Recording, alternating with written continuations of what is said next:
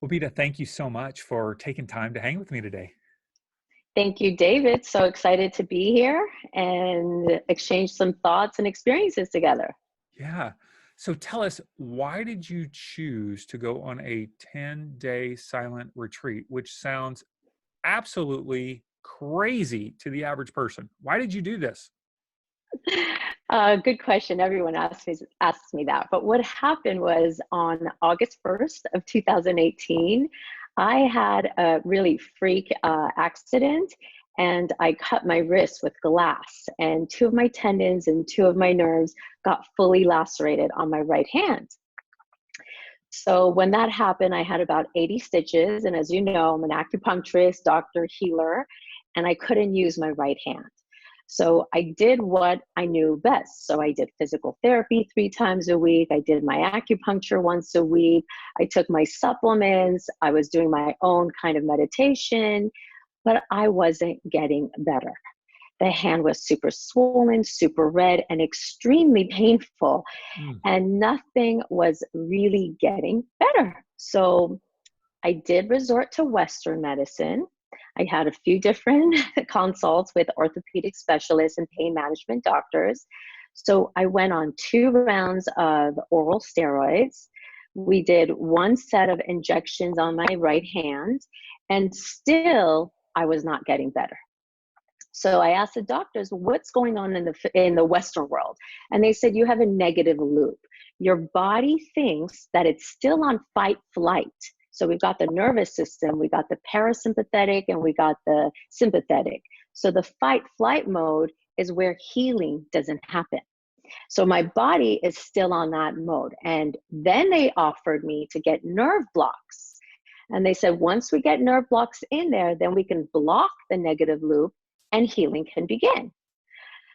So to make That a sounds long story, intense. really intense. And my background is all natural. For over 10 years, I try to stay completely away from synthetic drugs and trying to start the natural, holistic approach. And if things don't get better, then I love integrating both worlds. So that's what I was doing, but still nothing was getting better. So after consulting with a pain management doctor, I asked a few questions and I came to the conclusion. I said, give me some time. Let me decide if I want to do Nerve the block. nerve blocks, or let me come up with another idea. So I went into journaling and into meditation, and I knew exactly what was going on with me. There was an emotional attachment to this injury of mine. And I wasn't healing because my mindset and my emotions and my spirit was not healed, was not aligned. I was still in conflict, attached to the injury, impatient of getting better, and then attached to the identity crisis that this injury about. So after going through that and my education, that's what I needed to do.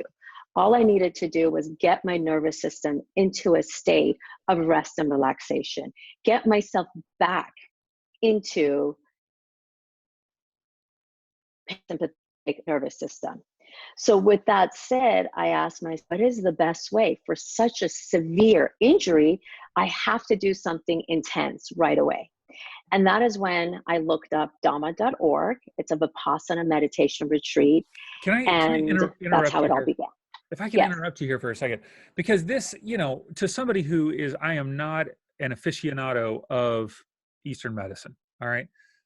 You're saying there's some sort of emotional connection to your wrist, and that's the reason why it's not healing. That sounds like total wackadoodle stuff to me. What are you talking about? Like it should just heal on its own. What's the connection between emotion and your wrist not healing? Okay, so I sincerely believe that the root of all disease comes from suppressed emotions, because every organ system, every part of the body, it's all interconnected, and the emotion is energy in motion, and though it's connected to our spirit. If the energy is blocked, if the emotion is blocked, we're suppressing it or we're not looking within, turning on the flashlight and saying, what's going on? What's the root cause?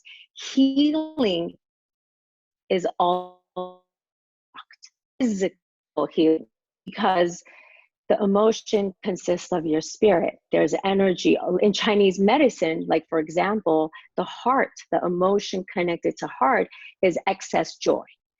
Another one is like the lungs is connected to grief and sadness. So if you're dealing with grief and sadness and you don't approach the emotions first, you're not getting to the root cause. You're just band-aiding it. So you'll get better a little bit, but truly healing doesn't begin until you go and look within yourself and really be true and sincere with what's going on with me.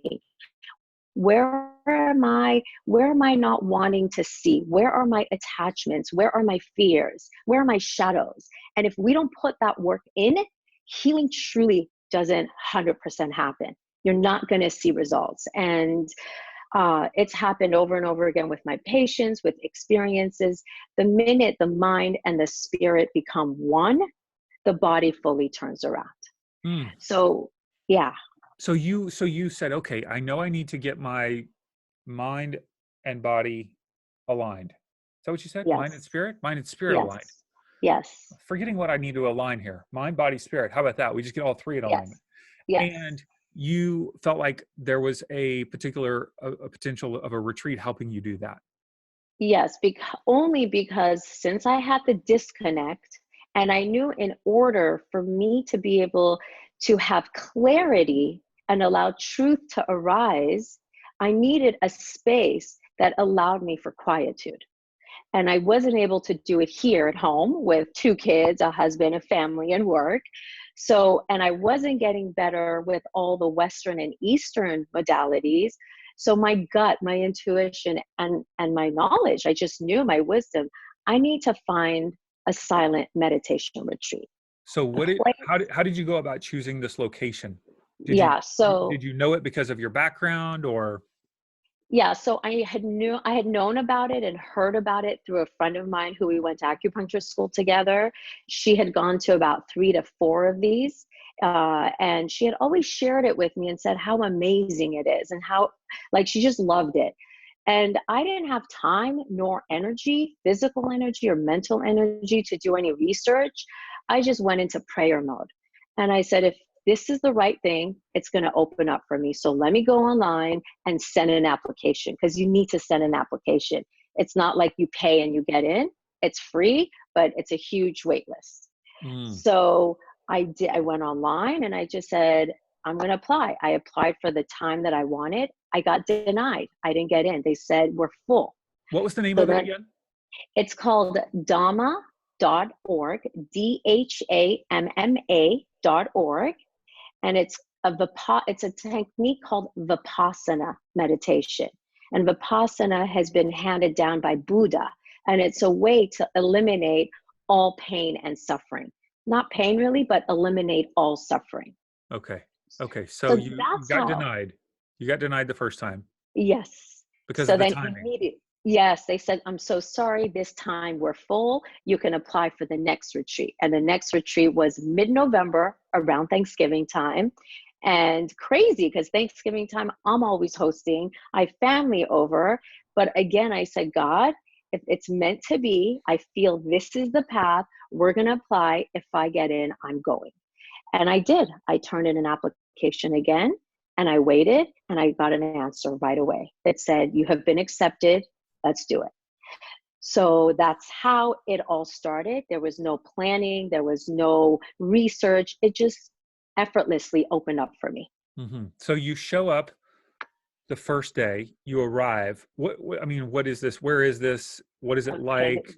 You know what I Yeah. mean? Take us visually through it. You're driving up to the place. I know you've got to feel nervous. I would be, Yeah. maybe you Yeah. weren't. Maybe you were, I Yeah. don't know. I'd be nervous. Well, oh yeah. Well, I'm going to share a little personal thing. So it was in Northern California. So Okay. I live in Los Angeles. I had to fly up to SF. It was right around when we had all the fires going on. So not the best air quality. And then from SF, I had to get my rent-a-car and drive 3 hours north past Napa Valley to get to this town called Kelseyville. So it's my first time actually doing something like this by myself. So got the rent-a-car, driving up, I have my navigation, I have the map, and David, I'm freaking out. The sun is setting, the road seems to be windy, it's getting pretty dark, and the craziness of fear, like, oh my God, what are you doing, Bita? This is crazy. I can't believe you're trusting this entire process. All those thoughts started coming through my mind as I'm getting closer to the destination. And something wild just happened as this fear was about to just take all over me. And I was a second away to just say, forget this, I'm going back home. Immediately, I called all my guides, all my angels. And I said, I'm calling all my guides, all my angels. We're here together moving forward to what is truly meant for me. So even the drive to this place was heart-wrenching for me and very difficult. But the minute I got there, I parked my car. I'll never forget. We walked into this beautiful, beautiful space, redwood trees, cabins, beautiful leaves all on the floor. And once I did my registration, they gave me my cabin number and I went into my cabin with a roommate. The minute you walked into the cabin, silence had began. So I wasn't even really able to speak to my roommate. No way. Yeah. So if you want to speak, you were supposed to show up between 5 and 7 p.m. Silence began at 7 p.m. You were late. I was late. I got in at like Did you 6. write a note? Like, hey, here's my name. Here's who I am. Please don't please Yeah. don't like mug me while we're sleeping. I called frantically. I'm like, I'm running late. I'm almost there. They said, no problem. I was just able to speak to the head facilitator. He gave me a little paper of the rules and regulations, and that's it. You went into your cabin. It's a small little room, super simple, 2 either bunk beds or 2 small twin beds. You unpack your stuff and no phone, no journals, no pens, no books, no magazine, no television, no music, nothing. It's you in a room with a stranger, Can and you now keep you have a. can you keep your clothes on? Can you keep your clothes on? Right? Oh Good my question. gosh, it sounds like they're taking away everything from you. Everything. All it is, it's you, your clothes, and just being you. That's it. With a schedule. And the schedule was hardcore crazy. You had to wake up either, if you wanted, from 3 to 5 a.m. in your own room to meditate, or 5 to 7 a.m. in your own room. But what really happened was 6:30, the gong would hit. You would have to be at breakfast rounds from 6:30 to 7:15. Then 8 a.m. till 10 a.m. was mandatory meditation. Then you could continue meditation in the meditation hall, or you would go back to your room and meditate. Then again, you would have second meal at 11 or 12 o'clock. And then after that, again, meditation at 2 to 5, then go back into your room and rest or meditate. Then again, come back for evening meditation from like 6 to 9 p.m. Is this So guided meditation or it's just like total silence? it's total silence. And the way it worked, so the first day, forget first day, the next morning, you walked into the meditation hall. And what I found myself was, it's called, you can't even smile at a person next to you. You can't even nod at the person next to you. You can't even like wave hello. So the first morning when I woke up and I was heading to breakfast, I found myself automatically smiling, automatically wanting to nod and wave. And I had to catch myself and stop myself from doing that because it's breaking the noble silence rule. So I realized as the days went by, I'm a person that I was on automatic pilot all the time without being aware that I'm constantly doing things without really understanding that I'm doing this. It's just your robot, automatic pilot. So the first aha moment for me already began at breakfast time, not even at meditation yet, where it was like, oh, B, you can't even just be you. Then second aha moment was when you go into the meditation hall, Women sit on on one side, men on the other. You have two facilitators, and you sit in your on your little meditation chair or cushion that they've appointed you. And the facilitator basically says, meditation has begun. And then there's a recording. And the recording is from Master Goenka, the original teacher from Dhamma.org. And he walks you through a recording, teaching you what we need to do. So you listen to the recording, and then recording stops, and now you're meditating. And the meditation was a twofold. The first 2 days, they taught you to simply focus on top of your lip and this part, this triangle right here. And all you needed to do And was, for those who aren't can't see us, it's the triangle kind of from the bridge of your nose down to the top of your lip, like a triangle. Okay. exactly like a triangle. And Hmm. all this technique, all they wanted you to do was just be an observer of any sensations in that area. So if your breath was shallow, it was shallow. If it was deep, it was deep. We're not altering what our natural state is. We are just observing. So for 2 days, we were doing that, which was called Anapana. That's the meditation technique, Anapana. Focusing on the sensation of breath, air, coming out of your right nostril, going into your left. For Coming out of 2 days. For 2 days, David, on a minimum, I was meditating 8 hours a day. You So really know your nose now. Like you've got a real tight relationship with your nose. real tight relationship, and it's very tight relationship. Sensations that I never thought I would be experiencing And what's the began. point of that? What's the reasoning behind that? So it's for an agitated mind, and for one is to discipline the mind, calm the agitation down, and thirdly to develop your sense, to be able to figure out those sensations, Okay. right?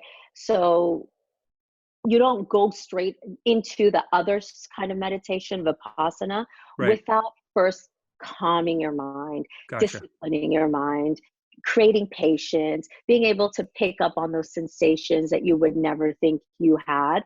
And what was really cool about this technique throughout the entire 10 days, you're not allowed to react to those sensations. So if you got an itch right above your lips, you're not allowed to take your finger and itch it. If you got an itch on the back of your neck during this process, you're not going to itch it. If you want to turn your head and circle it, you're not. So you're not reacting to any sensation.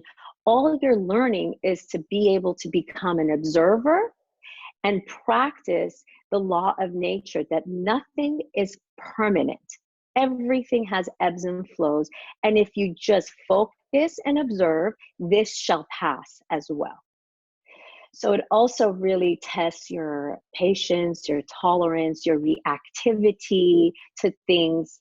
So for the first 2 days, that's all I did.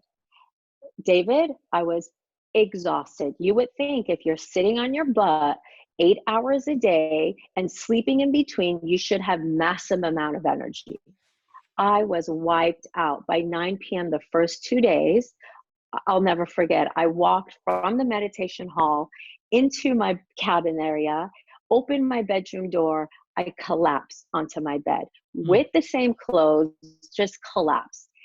And I realized that's how much energy one needs to use to be able to process and clear and move things around. Hmm. So it was the first 2 days, I did have this incredible excitement. I was super looking forward to it. I was embracing everything that was coming my way, but I couldn't believe, one, I was so exhausted, and two, I was not hungry, because they only feed you, by the way, 2 meals a day. Your last meal is at 12 p.m. Oh So my. there is no more food till the next morning. I'm assuming at this kind of place, it's like bark and sticks and moss or something like that that they're feeding you, right? Right. Actually, they're feeding you really yummy vegetarian food. Okay. Nothing fancy, but amazing food, really good. You High cannot put a quality organic moss. Really good no, stuff. Really good stuff. Right. I don't know about high quality, but definitely organic. But and what I also appreciate, you got to remember, this retreat center is all simple simplicity. There is no candles, there is no incense, there is no Buddha out there. It is just Wow. pure. Exactly.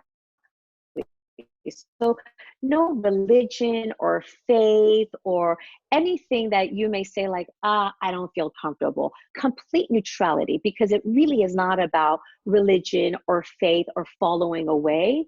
It's all about how do you tap into your inner being to begin to clear the suffering that the mind has actually created for you. So, it's all about mindset. That's Okay. what it really is about. Yeah. Makes sense? Am I So, making sense? Because there's so yeah. much. Yeah, yeah, yeah. I'm with you for the first 2 days. What happens after that? You got 8 days left. What's going on here? Exactly. So day 3, 4, 5, 6, it's slowly things, emotions are coming up, sensations are happening. We've moved from the anapana to vipassana. Vipassana, basically you scan from head to toe, toe to head, observing all the sensations that possibly are arising. And if it's not arising, you don't get attached to it. You basically say, I'll try again. And you continue to scan. So you're just scanning head to toe to head constantly for hours and hours, And you're waiting sitting. for a sensation, some sort of sensation. Is it Yes. It could be emotional, physical, both? it could be anything, but we are strictly really observing physical sensation. So is there buzzing? Is there heat? Okay. Is there Okay. heaviness? Is there Okay. cold? Right? And again, you're not allowed to react. And then the third thing they taught you was there's 3 ways we cause suffering to ourselves. And the 3 ways is aversions, cravings, and ignorance. Aversions, cravings, and Cravings, ignorance. Okay. ignorance. That's the 3 ways So we experience suffering. yes, and what does he mean by that? Buddha believed, which he's super enlightened, he believed that aversions, what is that? I hate this, I hate you, I hate that food, I hate doing this. When we go to an extreme of hate, it is self-induced suffering. Hmm. And simultaneously, if we go to the other extreme of cravings, oh, I love you. Oh, I love this food. Oh, I love this sensation. Oh, I love everything. You're also creating suffering. Why? Because both of those extremes, you're going to a place of attachments. Hmm. Now I'm loving this meditation sensation. Therefore, now I want it and I want more of it. So you're creating an attachment, which now takes you away from the present moment of experiencing now. Hmm. So the technique that you're doing day 3, day 4, day 5, all the way till day 10, you are disciplining your mind, because as you're scanning head to toe, toe to head, you begin to develop or cultivate or feel these sensations. And you're loving. There was a moment where I'm like, oh my God, my entire body is buzzing. I love this feeling. But immediately I was able to catch the mind and say, oh, I got to be in a state of neutrality. Just observe that this is a sensation, and the law of nature, it's here now and it is going to go. But Hmm.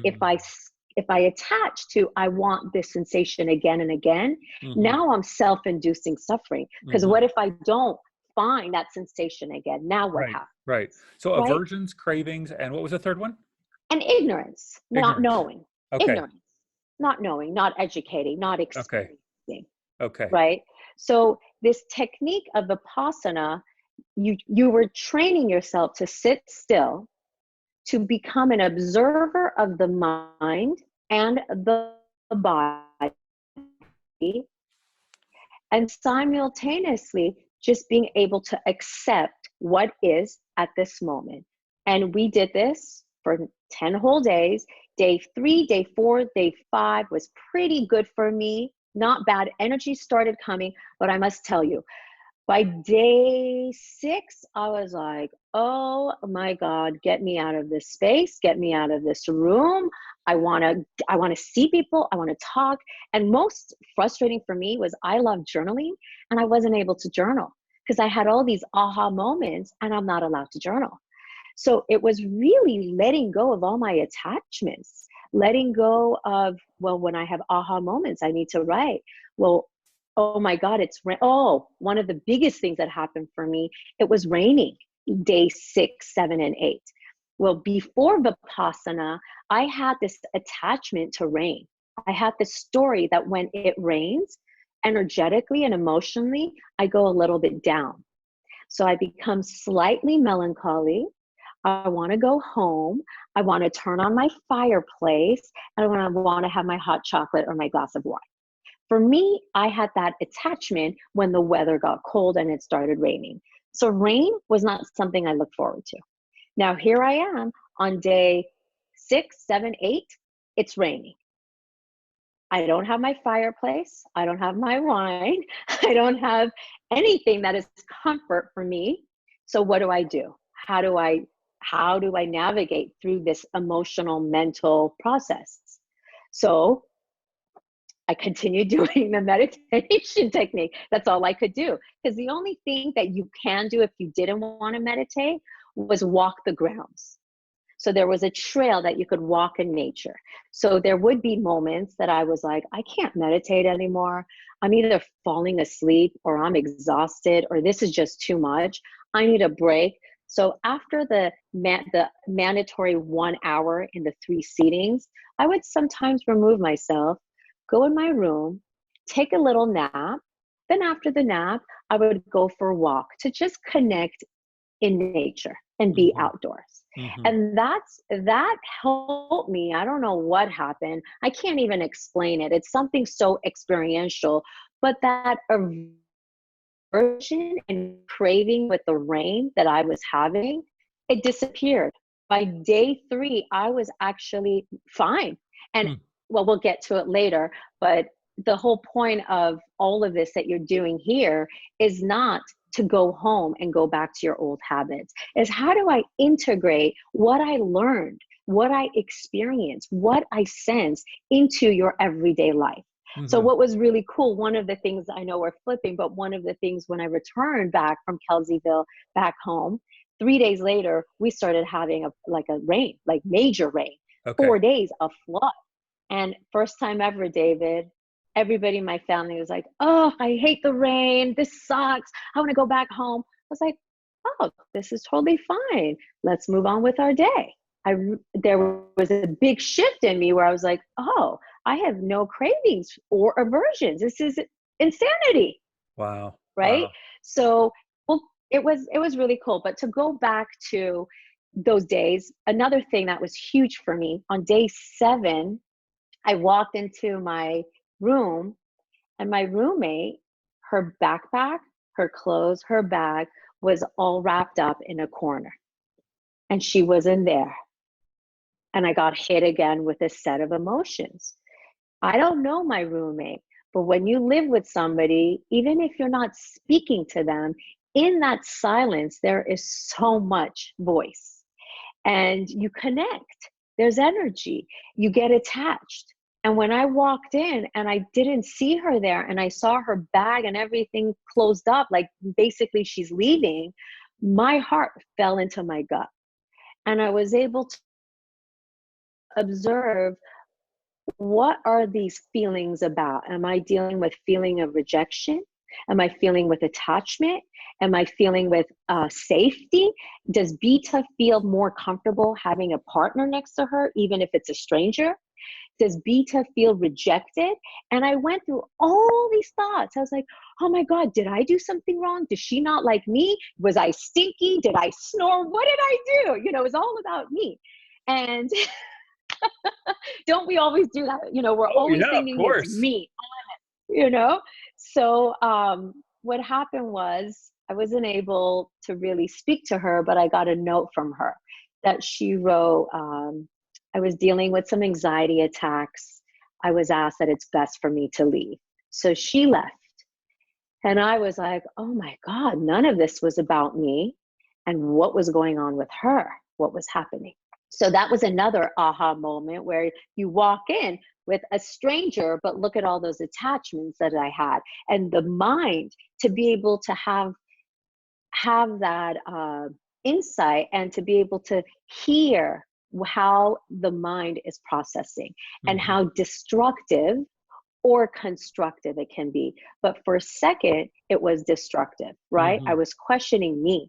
I was questioning all of me, which honestly had no direct connection to the outcome of what was happening. Mm-hmm. So for me, I was able to discern, wow, look how the mind can go in two different routes: Mm-hmm. positive, negative, Mm-hmm. constructive, destructive. Mm-hmm. Okay, let's And get then to. day 7, All 8, right, go for it. yeah, tell me. No, you're Yeah. good. Yeah, keep going. Day 7, 8, and 9. Okay, I was all alone now. So it was a whole different experience for me. I was really lucky because I experienced having a roommate, and I was experienced having not a roommate in silence, and how and what happens there. So day 7, I was super lonely. I felt like, oh my God, I have nobody in my room. Even though we never talked, I wanted a buddy there. So I was dealing with emotions of loneliness and just allowing for those feelings to arise and let it go. Then I also, for a second, well, not for a second, for a whole day, when it was time to go back to the meditation hall, it was about 10 feet, right, from my cabin to the meditation hall. As I'm walking, to the left of me is the gate, then the highway, and behind that highway are lands and lands of farm, right? So as I'm walking parallel towards this meditation retreat, for a second, I said to myself, am I a prisoner? Is this how prisoners are? Is this how they feel? That I feel I'm locked up, and that's the world outside of here. There was that moment of who is truly a prisoner of this world. Hmm. And my response was, the people who are not experiencing what I'm experiencing are the prisoners to their life. Hmm. It was this liberation, this freedom, that actually I was so free that I didn't have any obligations. I didn't have any attachments. I didn't need to hurry up and answer every freaking text that comes through, every question, every phone call. For the first time, you were 100% being you, Hmm. just being, breathing, feelings. Like it was, again, there are no words to describe the Mm-hmm. experience that I went through. It's very challenging. You'll begin to understand it when you experience it. Mm-hmm. But it was really, really amazing, life changing. And again, to go back to the purpose, the reason why I Right. went there, Right. uh, within 2 days, I forgot to tell you this, doing just the breathing meditation, not even the scanning, Yeah. within 2 days, my right wrist and palm of my hand, all of the redness and inflammation completely subsided, David. It Hmm. was gone, gone. Day 3 and all the way through day 10, I was finally able to rotate my wrists with no pain. I had better extension, I had better flexibility, I had flexion, I had no more pain. So here I am. I went in with just the intention of clearing this pain. And second, by clearing it was not only physical, but also my emotions. I was having a hard time touching my right wrist. I couldn't put my left palm of my hand over my right wrist and just give it some self-healing attention it needed. I wasn't even able to touch it because there was so much aversion to it. Hmm. But in that meditation retreat, when I was in my room and I was resting, I would put my left hand onto my right wrist and I would say, I love you, Bita. You are enough. I forgive you, and so on and so forth, whatever else that was going on with this wrist. Mm-hmm. So there was not only, I'm sitting in silence, disciplining my mind, cultivating sensations, learning how to not react, but simultaneously, my heart opened up. And I remembered who I was again. That's what this retreat was really all about.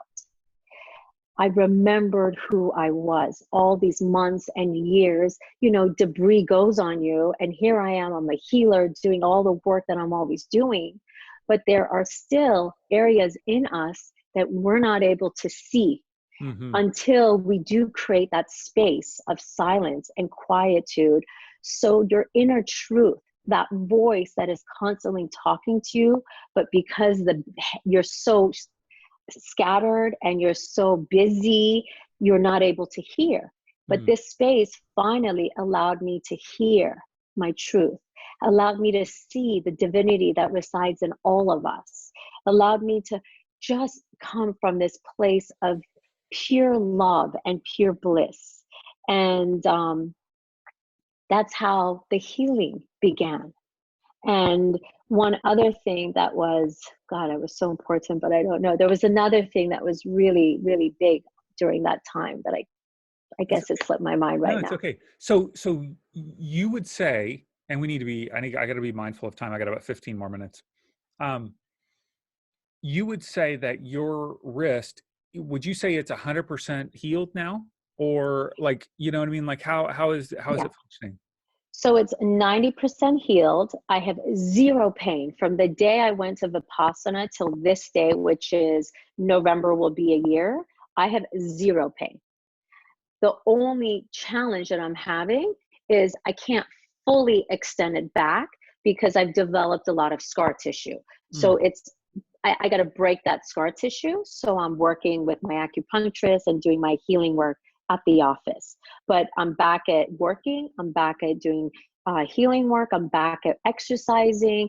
I'm back to normal way of life where the doctors had told me this will not get healed minimum for a year, and you won't be able to heal it unless you do take these nerve blocks and steroids. that is So amazing. Amazing. it was really cool, and it was like, you know what, I've studied this, I've been treating people with this, I knew it, but now it was like I got to live it for me and see really how real is this. And all I can tell you is, if God forbid I get sick physically, before I take myself into a hospital, I will be doing this Vipassana meditation retreat. Hmm. Because not only is it silence, but you're thinking about food, also nutrition.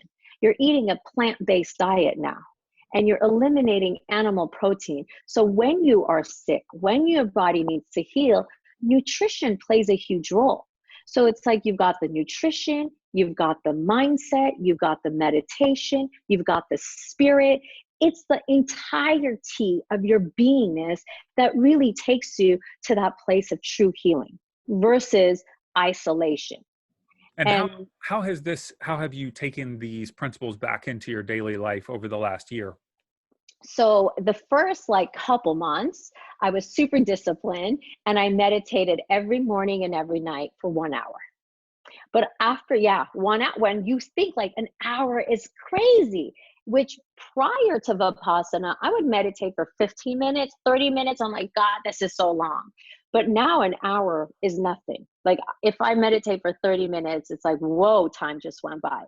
So one is I've become a lot more disciplined in my meditation rituals every morning and night, but not 7 days a week, on an average, 3 to 5 days a week. I don't do it every night now, but I do it at least one seating a day, one seating within 3 to 5 days. That's first. So it's given me that discipline to show up for myself, to not forget who I am. It is all about like, how do you show up for yourself? And if you're expecting others to show up differently for you, if you're not showing up the way you want to for yourself, how can you manifest the life or relationships that you want from others? So Mm, one, it's my self-worth, my self-value, my self-honoring me, hmm. sitting on my meditation. Two, I've really I don't look for perfection anymore. I look for progress, but I'm not as reactive as I used to be.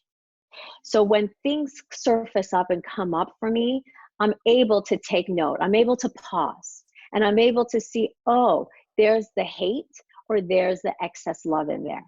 And there's where I'm going to get in trouble, and I'm also going to get the other people in trouble, because I'm projecting that energy to them too. Hmm. So I've been able to develop better relationships with others. I've been able to develop more clarity with who I am, separating the ego, separating the aversions, and being really true to who I am. And if I can't meditate because of this technique, the very first one I told you about, Hmm. Anapana, I'll go right back. I'll go right back into just doing my breathing. If I'm stressed, if I had a really tough day, I'll just, in the car, in the office, in between patients, even if I'm lying down in bed and I don't have the energy to meditate, I'll just focus my entire energy on right next to my nostrils, above my lips, in that triangle, and I just reconnect to my breath. Hmm. Because your breath, yeah. It's powerful, powerful. So if somebody was interested in incorporating silence or meditation in their life, but it feels like, okay, this feels almost impossible. I've got kids running around, or, I've got work all day. I've got my phone going off. I can't go to a 10-day silent retreat. How would you suggest that they kind of begin this process for themselves? So I would suggest that they can carve out to start with 5 minutes. If you're brand new, just carve out 5 minutes. We usually say, let's start in the morning and at nighttime. But I've gone through this path, so I'll even say, forget morning, noon, or night.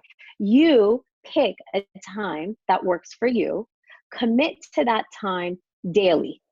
5 minutes a day, let's say at 11 a.m., 7 a.m., 5 a.m., whatever works in your schedule, but commit to it. And it's hard because if we're busy, so instead of just saying, okay, I'll do it, calendar it in, put it on your iPhone, and get yourself a reminder that I need to meditate. So you just start 5 minutes a day, and be realistic. If you can't do 7, do 5. If you can't do 5, do 3.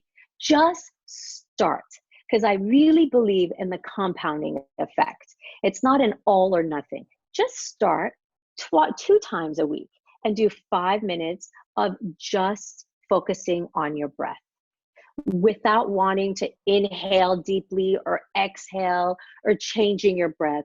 Just begin to become observant of your breath above your lip, under your nostrils, and just stay with that. Just close your eyes, put your timer for 5 minutes, and just observe your breath and see if you pick up any sensations. And if you don't, you try again next time. Again, Hmm. you practice that technique of, I'm not going to be attached to my meditation either. So if I don't sense something, I don't sense anything. If I'm Hmm. beginning to feel heat, oh, there's heat coming. So you're just observing with no attachment. Hmm. I always say, start as simple as 5 minutes a day, something that's realistic for you, and work your way into progress. Ultimately, 5 to 7 days, ultimately 1 hour. I don't think 1 hour twice a day everybody can do. So I would say work your way to 1 hour 5 days a week. That's pretty sufficient in my opinion. That is intense. So An hour, 5 days a week. That's going to be that's intense. yeah, you're going to be basically a monk then at that point. You're a verified monk. Yeah. Yeah. We're getting there, right? We're getting there. All right. So if people, I want to make sure that people check out your website, which is wellness2be.com, wellness, and then TOBE.com. And you are available for people. Obviously, you can consult with people all over the world via video, but people in Southern California that are having health issues, what are the resources that you can provide them? So we do acupuncture in here. We do nutritional counseling. I do lifestyle coaching. I do Tai Chi meditation and Qigong. We also have a detox protocol, and we do half day or whole day retreats that are all based, really our expertise is preventative medicine. So how can we maintain our health or take our health to the next level? And with a focus of emotion, anything and everything, but mostly emotions, anxiety, and mostly targeted towards ladies. Great. So Yes. for half day retreats or full day retreats, and I know you have those coming up periodically. And so as people are listening throughout, no matter if you're listening, when this comes out immediately or a year from now, you can go to wellness2b.com and you can check out the resources that Bita has available for half day retreats, full day retreats, and even one-on-one coaching that would be available to you, nutritional counseling, no matter where you live in the world. Yeah. Oh, yeah. And then if you're here, come on in for a nice wellness treatment. And we do acupuncture, we do cupping, we've got an infrared sauna. So it's really targeting the mind, body, spirit, and soul on a very alternative, holistic healing modality, but infused with functional medicine. So if you need nutraceuticals, if you need a nutritional layout, we've got it all for you. We've got 3 doctors working with us, and they're all amazing doctors. So yeah. And And Bita, they're, yes, you're going to be at our first Inspiration Rising live event, which is Thursday, September 12th, 2019. I'm going to be interviewing Bita there on not silence, but really wellness and how wellness can transform your life. So we want to make yes. sure if you're interested in getting tickets for that, it's it's insporising.com/live. So they can check that out. So Bita, thank you so much for taking time to just hang with us today. So amazing, absolutely amazing about your wrist and beyond your wrist, your whole being being opened up and healed through this process. So powerful. Thank you. Thank you so much, David. It was awesome sharing this with you and looking forward to the next one in September. So excited.